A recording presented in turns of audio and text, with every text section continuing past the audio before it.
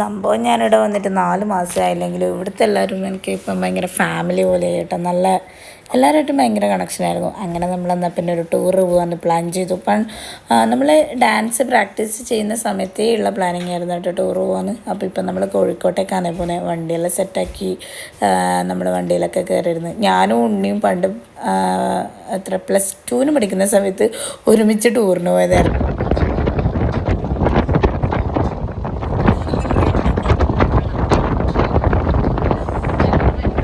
ശരിക്കും ഇപ്പം പിള്ളേരെല്ലാം ആയെങ്കിലും നമുക്കിപ്പോൾ നമ്മൾ പണ്ട് +2 ടൂറിന് പോയ അവസ്ഥ തന്നെയായിരുന്നു. ഞാനോളും എപ്പോൾ ശരിക്കും നമ്മൾ +2 അതേ സെയിം ഫീലിംഗ് ആയിരുന്നു കേട്ടോ. നമുക്ക് ആ കാര്യത്തിലെന്തോ ഒരു മാറ്റമില്ല.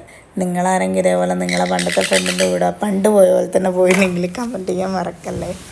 ഭയങ്കര രസമായിരുന്നു. പിന്നെ ശിവു ഫുൾ ടൈം ജസ്നേച്ചിൻ്റെയും സിനേച്ചിൻ്റെയൊക്കെ കൂടെയായിരുന്നു. കാരണം പിന്നെ അവരെ ഗ്യാങ്ങിൻ്റെ കൂടെയായിരുന്നു. ഇവർ ഉറങ്ങാൻ പോവുമായിരുന്നു കേട്ടോ. പക്ഷേ ഞാൻ അതിലിടയ്ക്ക് വീഡിയോ എടുത്തപ്പോൾ ഇവർ ആകെ ചമ്മിപ്പോയി. പിന്നെ നമ്മൾ കോഫീസ് പോയിട്ട് ഫുഡൊക്കെ കഴിച്ച് രാവിലെ തന്നെ ഫുഡൊക്കെ കഴിച്ച് ഇറങ്ങിയിട്ടുണ്ടായിരുന്നു. പിന്നെ നമ്മൾ നേരെ പോയത് നമുക്ക് കൺഫ്യൂഷൻ ഉണ്ടായിരുന്നു. മറ്റേ ക്രാഫ്റ്റ് വില്ലേജ് പോകണോ അല്ല കക്കയം പോകണം. പിന്നെ നമുക്ക് 10 മണിയാകുമ്പോൾ ക്രാഫ്റ്റ് വില്ലേജ് ഓപ്പൺ ആവുള്ളൂ. അപ്പോൾ പിന്നെ നമ്മൾ അത്രയും വേഗം പോയിട്ട് കാര്യമില്ല. അങ്ങനെ നമ്മൾ നേരെ പോയത് കക്കയത്തേക്കായിരുന്നു. ഇത് ഇതായിരുന്നു കേട്ടോ, നമ്മളെ കരിയാത്തുംപാറ. ഈ വേനൽക്കാലത്ത് കരിയാത്തുംപാറയൊക്കെ നല്ല ഉണങ്ങി പിരിഞ്ഞ് ഒരു വകയായിട്ടുണ്ട്. ഇവരെ റീൽസ് എടുക്കാൻ വേണ്ടിയിട്ട് നമ്മൾ എടുത്തതായിരുന്നു കേട്ടോ. പക്ഷെ നല്ല അടിപൊളി വീഡിയോ ആയിട്ട് വന്നിട്ടുണ്ടായിരുന്നു. കക്കയം ഞാൻ ഇതുവരെ പോയിട്ടില്ല, കരിയാത്തുംപാറ വരെ പോയിട്ടുള്ളൂ. പക്ഷെ അടിപൊളി സ്ഥലമായിരുന്നു കക്കയം ഡാമുണ്ട്. അതുകൂടാണ്ട് ഉരക്കുഴി വാട്ടർഫാൾസ് എന്ന് പറഞ്ഞിട്ട് വേറൊരു പ്ലേസ് കൂടിയുണ്ട്. നമ്മളെ അവിടുന്ന് ഒരുപാട് നടക്കേണ്ടി വന്നു കേട്ടോ. ആ മിന്നെല്ലാം എടുത്തു കൊണ്ടുവന്നിട്ട്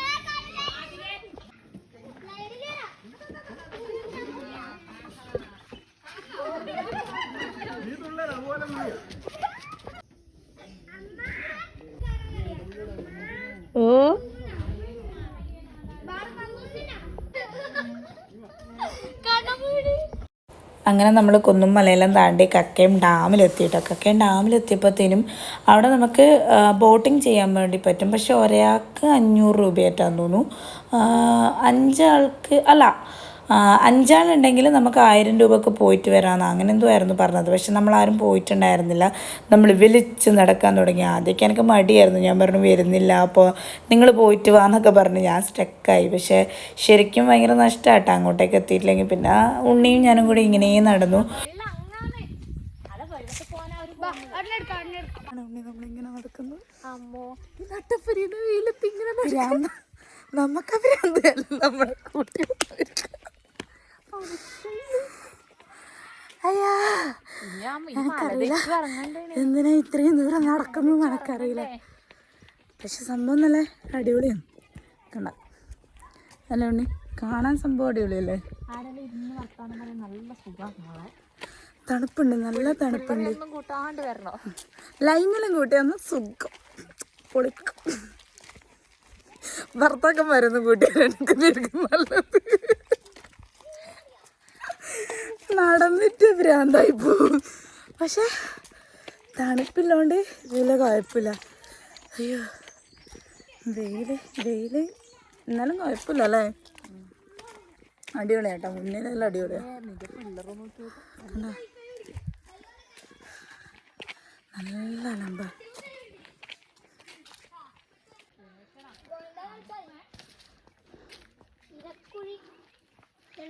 ഇരക്കുഴി ഇവിടുന്ന് അങ്ങോട്ടേക്ക് രസമുണ്ട് കേട്ടോ. എല്ലാം കയറിക്കോളും, ബാക്കിൽ പിടിച്ചാൽ മതി.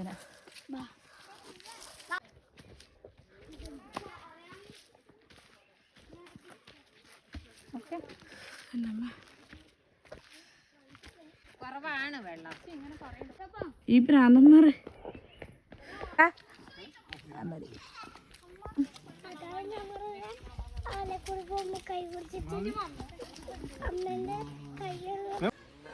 ഇതല്ലേ അമ്മ മുന്നേ തന്നെ ഇല്ലേ ഇതല്ലേ ആ കാണുന്നതുണ്ടല്ലോ മറ്റേ മലേൻ്റെ മുകളിൽ നിന്ന് ഒഴുകി വരുന്ന വെള്ളം അവർ പൈപ്പിലാക്കിയിട്ട് നമുക്ക് കുടിക്കാൻ വേണ്ടിയിട്ട് തരും. അയ്യോ തണുത്ത വെള്ളം, നല്ല എന്താ പറയുക ഫ്രഷ് വാട്ടർ, അത്രയ്ക്ക് നല്ല ഫ്രഷ് വാട്ടർ കേട്ടോ. നമുക്ക് കുടിച്ചിട്ട് നമ്മൾ എല്ലാവരും കുപ്പിയിലൊക്കെ എടുത്തിട്ടുണ്ടായിരുന്നു. നമ്മൾ തിരിച്ചു വരുമ്പോൾ അതിനെക്കൊണ്ട് മുഖം കഴുകിക്കാൻ പറ്റുവാണെങ്കിൽ അവിടെ നിന്ന് കുളിച്ചിട്ട് വരാതുള്ള അവസ്ഥയായിരുന്നു കേട്ടോ. പിന്നെ ഈ ഒടുക്കത്തെ വേനെല്ലാം അറിയാമല്ലോ, വെള്ളമൊക്കെ ഭയങ്കര കുറവായിരുന്നു. എന്നാലും എനിക്ക് തോന്നുന്നു മഴ ടൈം എൻ്റെ ഉള്ള ഒരു ഇത് വെച്ചിട്ട് മഴ ടൈം പോയിട്ടുണ്ടെങ്കിൽ അങ്ങനെയൊക്കെ പേടിയാവും. കാരണം എനിക്ക് വെള്ളം ഇങ്ങനത്തെ സംഭവമൊക്കെ കുറച്ച് പേടിയുള്ള കൂട്ടത്തിലാണ്, കുറച്ച് ഭയങ്കര പേടിയാണ്. അപ്പോൾ വഴുക്കിയിട്ടായിട്ടുണ്ടെങ്കിൽ നമുക്കൊന്നും ചെയ്യാൻ പറ്റില്ല. ഈ മഴ ടൈം പോയി കഴിഞ്ഞാൽ എന്തായാലും ഉറപ്പായിട്ടും വഴുക്കും. ഇപ്പം തന്നെ നമുക്ക് ഇറങ്ങാനൊക്കെ നല്ല പേടിയായിരുന്നു, എനിക്ക് നല്ല പേടിയായിരുന്നു. ബാക്കിയുള്ളവരൊക്കെ ഓക്കെ ആയിരുന്നു. പക്ഷെ അടിപൊളി സൈറ്റാട്ടോ, ഒരു രക്ഷയില്ല, പൊള്ളി സൈറ്റായിരുന്നു. അവർ അതിനെക്കുറിച്ച് ഡീറ്റെയിൽഡ് ആയിട്ട് പറഞ്ഞു തരുന്നില്ല. ഇതായിരുന്നു കേട്ടോ നമ്മളെ വണ്ടിയിലുണ്ടായ കുട്ടികൾ, അവരായിരുന്നു നമ്മളെ ഡ്രൈവറും ഇതൊക്കെ ഉണ്ടായിരുന്നു. അവരായിരുന്നു ഫുൾ ഫോട്ടോസും കാര്യങ്ങളൊക്കെ നമുക്ക് എടുത്തു തന്നിട്ടുണ്ടായിരുന്നു. ഇതിനെക്കുറിച്ചൊക്കെ അവർ പറഞ്ഞു തരുന്നുണ്ട്.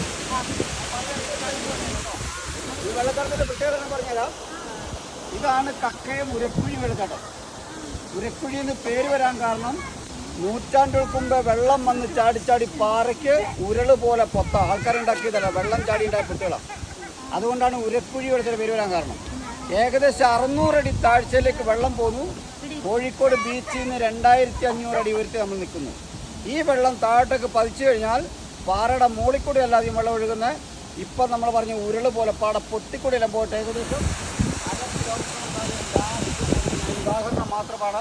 ആ വടവിൻ്റെ അടക്കണ്ട അടുത്തുനിന്ന് വലത്തോട്ടെല്ലാം പതറുന്നുണ്ടോ, പാറയുടെ മുകളിൽ കൂടെ വെള്ളം ഒഴുകി പോകുന്നില്ല. കേരളത്തിലെ ഏത് ടൂറിസ്റ്റ് പ്ലേസിൽ പോയാലും പാറയുടെ മുകളിൽ കൂടെ വെള്ളം ഒഴുകുന്നത്. ഇത് പാറയുടെ പൊത്തിക്കൂടെ പോയിട്ട് പല ഭാഗത്താണ് ഇത് കൊടുക്കുന്നത്. അതുകൊണ്ടാണ് ഏതെങ്കിലും ഒരു വിനോദസഞ്ചാരി മഴക്കാലത്തോ വേനൽക്കാലത്തോ ഒക്കെ കണ്ടുകൊണ്ടിരിക്കുമ്പോൾ എന്തെങ്കിലും സാഹചര്യത്തിൽ അപകടത്തിൽപ്പെട്ട് കക്കയും ഉരക്കുഴി വെള്ളച്ചാട്ടത്തിലേക്ക് വീണു പോയാൽ പോയാൾ പോയി, കൂടെ കാണാൻ വന്നയാൾ തിരിച്ചു വെക്കുള്ള കേരളത്തിലെ ഏക തെരച്ചിലില്ലാത്ത ടൂറിസ്റ്റ് പ്ലേസ് എന്നറിയപ്പെടുന്നു. പക്ഷേ അപകടങ്ങൾ സംഭവിക്കാത്തതെന്ന് പറഞ്ഞാൽ 5 മണി വരെ നിയന്ത്രിക്കാനും പറഞ്ഞു കൊടുക്കാനും ഗൈഡുമാർ ഇവിടെ നിൽക്കുന്നതുകൊണ്ട് ഇതുവരെയും ഒരു വിനോദസഞ്ചാരി അപകടത്തിൽപ്പെട്ടില്ല. പക്ഷേ ഈ വെള്ളച്ചാട്ടം പുറലോകം അറിയപ്പെടാൻ തുടങ്ങിയത് അടിയന്തരാവസ്ഥക്കാലത്ത് കക്കയം ക്യാമ്പിൽ നിന്ന് പോലീസുകാർ ഉരുട്ടിക്കൊന്ന എഞ്ചിനീയറിംഗ് വിദ്യാർത്ഥി സഖാവ് രാജൻ്റെ ബോഡി കൊണ്ടിട്ട സ്ഥലം. നിങ്ങൾ കേൾക്കുന്ന പോലെ ഞങ്ങൾ കേൾക്കുന്ന കേട്ടുകളിപ്പിൽ മാത്രമുള്ള അന്ന് തൊട്ടാണ് ആളുകളെല്ലാം ഈ വെള്ളച്ചാട്ടം കാണാൻ വേണ്ടി ഈ പുഴ കടന്ന് കാട്ടിക്കൂടെ കയറി ആ ചാഞ്ഞ് നിൽക്കുന്ന മരത്തെ പിടിച്ച് 76 മുതൽ ഇതിൻ്റെ യഥാർത്ഥ താഴ്ഭാഗം കാണുന്നത്. അങ്ങനെ കക്കയോ ഉരക്കുഴി വെള്ളച്ചാട്ടം പുറലോകം അറിയപ്പെടുന്നുണ്ട്. ഈ വെള്ളം ഇപ്പോൾ ഒഴുകിപ്പോകുന്നത് കരിയാത്തുംപാറ തോണിക്കടവ് എന്ന ടൂറിസ്റ്റ് പ്ലേസിലേക്കാണ് താഴെ വെള്ളം. ഇതിൻ്റെ അടിഭാഗത്തൊരു വിനോദസഞ്ചാരി എത്തണമെന്ന് ആഗ്രഹിച്ചൊരു കാര്യം എത്തണമെങ്കിൽ കരിയാത്തുംപാറയിൽ നിന്ന് 3.5 കിലോമീറ്റർ പുഴയിൽ കൂടെ മാത്രം വേനൽക്കാലത്ത് അതിസാഹസികമായ രീതിയിൽ പാറയിൽ കൂടെ കയറുകൾ ഉപയോഗിച്ച് കയറി വന്നാൽ മാത്രമേ ഇതിൻ്റെ അടിഭാഗത്ത് എത്താനും കൊള്ളൂ. അങ്ങനെ എത്തിക്കഴിഞ്ഞ ഒരു വിനോദസഞ്ചാരി മുകളിലേക്ക് ഇങ്ങനെ നോക്കിയെന്നാൽ ഈ വെള്ളച്ചാട്ടം മുകളിൽ നിന്നും താഴോട്ടേക്ക് പതിക്കുന്ന കാണത്തില്ല, പാട പൊത്തിക്കൂടിയല്ല വെള്ളം പോകുന്നത്. അതുകൊണ്ടാണ് ഈ വെള്ളച്ചാട്ടത്തിന് വേറൊരു പേരും കൂടെ വരാൻ പോവാണ്. കേരളത്തിലെ ടൂറിസ്റ്റ് പ്ലേസുകളിൽ മുകളിൽ നിന്നും താഴോട്ടേക്ക് മാത്രം കാണുന്ന വെള്ളച്ചാട്ടം. ഈ പാലം ഉണ്ടാക്കി നമുക്ക് ആ പാലത്തെ കയറി ഇതിൻ്റെ യഥാർത്ഥ കുഴിയിലേക്ക് വെള്ളച്ചാട്ടം നിന്ന് കാണാൻ വേണ്ടി തൂക്കുപാലം നിർമ്മിച്ച് ഇത് പൊളിഞ്ഞു പോകാൻ കാരണം 2015 പ്രളയ സമയത്ത് കേരളത്തിലെ എല്ലാ അണക്കെട്ട് തുറന്നിട്ടതും നിങ്ങൾ കണ്ട കക്ക അണക്കെട്ട് തുറന്നു വിട്ടു. ആ അണക്കെട്ടിലെ വെള്ളവും കാട്ടിലെ വെള്ളം കൂടി പാലം മൂടി മരത്തിൻ്റെ 3/4 ഭാഗം ഉയരത്തിൽ ഇവിടെ 3 ദിവസം അഗാധമായ അണക്കെട്ടായിരുന്നു. പിന്നെ കമ്പിവലിയിലിട്ട് വേറെ പ്രത്യേകത ഇന്ത്യയിലെ ടൂറിസ്റ്റ് പ്ലേസുകളിൽ ഒരു മനുഷ്യൻ്റെ മുഖച്ചായുള്ള പാറോട് മാത്രമുള്ളതാണ്. നെറ്റി, കണ്ണ്, മൂക്ക്, വായു തടിച്ച് ഈ തള്ളി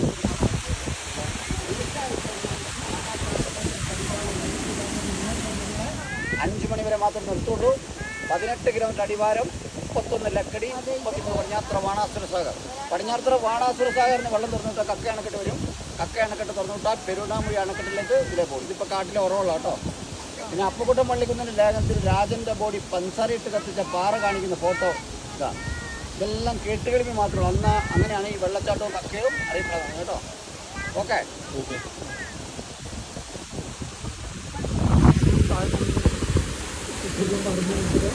ഇതാണിപ്പോൾ പറഞ്ഞ വെള്ളച്ചാട്ടം.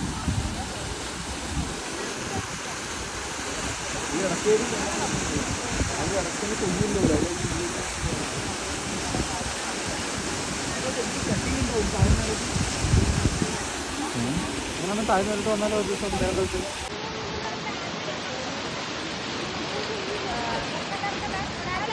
ഈ സ്ഥലത്തിന്റെ കുറെ റീൽസ് എല്ലാം ഉണ്ട്. അങ്ങനെ അത് പങ്കെടുത്തുകൊണ്ടിരിക്കുന്നത് അത്യാവശ്യം ആ പാറ കിടന്ന് താഴെ പാറ അവിടെ അറ്റാക്കായിട്ട് മരിച്ചു. ഈ ബോഡി താഴെ എത്തിക്കാൻ വേണ്ടി ഒരു ദിവസം പറഞ്ഞ ഫോറസ്റ്റിൻ്റെ ബോഡി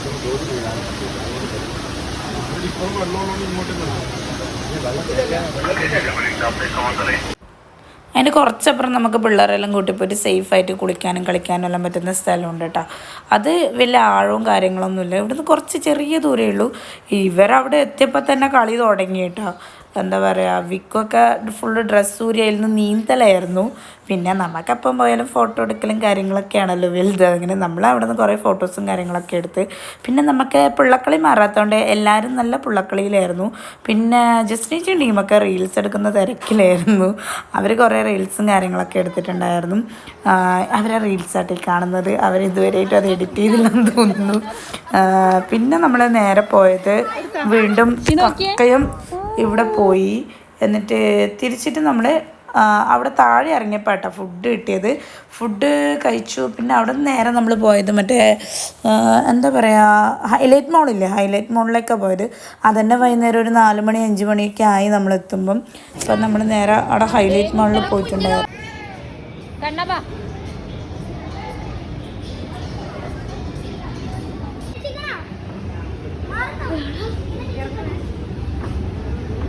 ഹൈലൈറ്റ് മാളിൽ പിന്നെ നമ്മൾ മെയിനായിട്ട് പോകുന്നത് മറ്റേ സ്നോൻ്റെത് കയറാനല്ല. അപ്പോൾ ആടെ നോക്കുമ്പോഴത്തേനും ഒരാൾക്ക് 500 എത്രയോ പൈസ.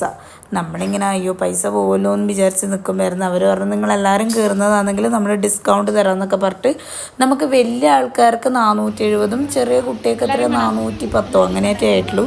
എനിക്ക് എൻ്റെ ഒരാളെ പൈസ മാത്രമേ ആയുള്ളൂ കേട്ടോ. പിന്നെ അവരവിടെ നിന്ന് ഡ്രസ്സും കാര്യങ്ങളൊക്കെ പോരെ.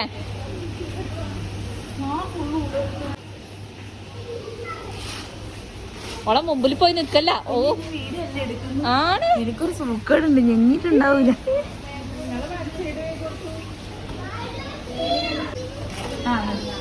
മതിയാ.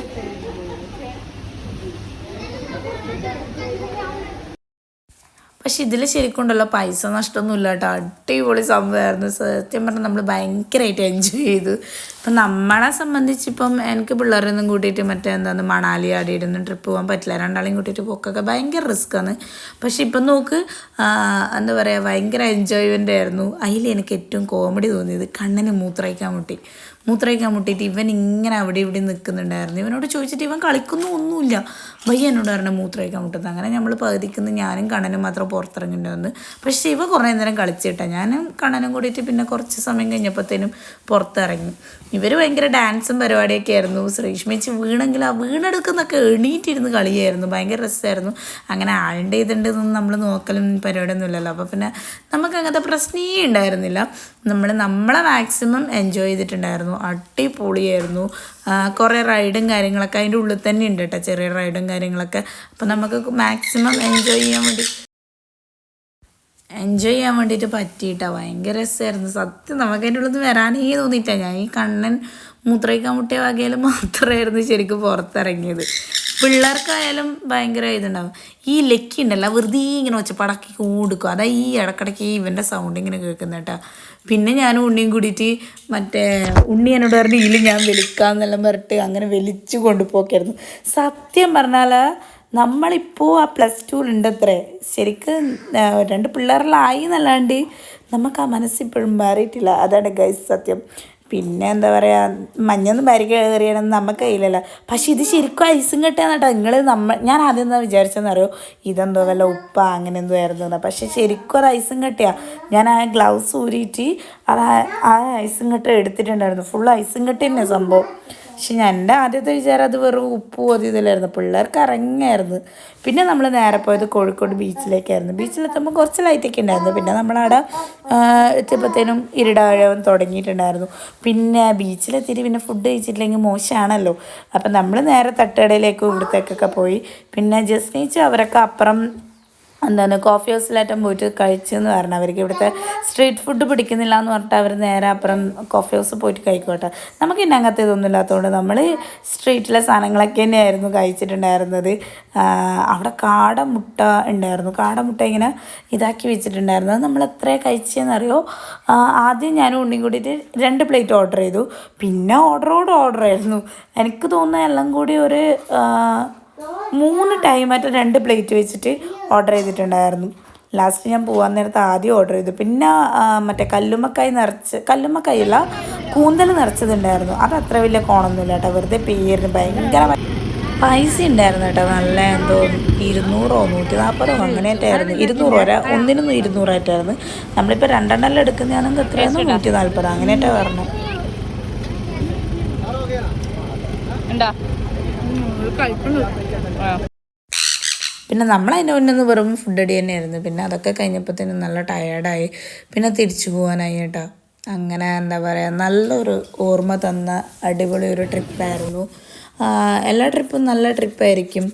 ചില ട്രിപ്പുകൾ ആൾക്കാരെ പോലെ ഇരിക്കും. നമ്മൾ എന്താ പറയുക, ബേസിക്കലി നമ്മളുമായിട്ട് വൈബുള്ള ആൾക്കാരപ്പുറം ട്രിപ്പ് പോകുന്നതായിരിക്കും ഏറ്റവും ബെറ്റർ.